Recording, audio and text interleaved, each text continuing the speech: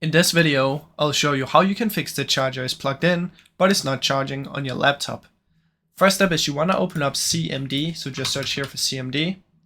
Then in here you want to type this command right here, msdt.exe space /id space power diagnostic. And you have to make capital P and capital D. Press enter and it's gonna open up this one. In here you just want to press next and look if it can find any issues with your power. Once you've went through all of this and if it finds no problems, then you can just close it down, and then you want to open up Device Manager. In here, if you're on the laptop, you should have something called battery up here. Now I'm not on my laptop, so I don't have battery, but you want to find something called battery or batteries. Then you want to open it. So let's just assume that for me, this one is batteries, okay?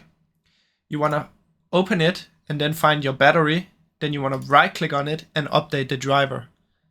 In there, just search automatically and make sure your battery has the latest driver.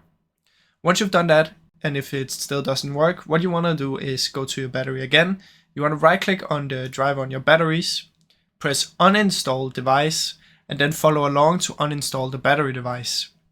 After that, what you want to do is turn off your computer, so shut down. And once it's shut down, you want to take the charger out of your PC, wait for 1 minute, put it back in, and then turn on your PC again, and it should reinstall the battery driver. If it's not reinstalled, just open up Device Manager again, come to action and press scan for hardware changes, and it's gonna reinstall it. Now that's basically how it works, guys. Worst case scenario, you're just gonna Google your laptop battery driver and you're just gonna install it again, but it should come back here when you just plug it in and out after restarting the PC.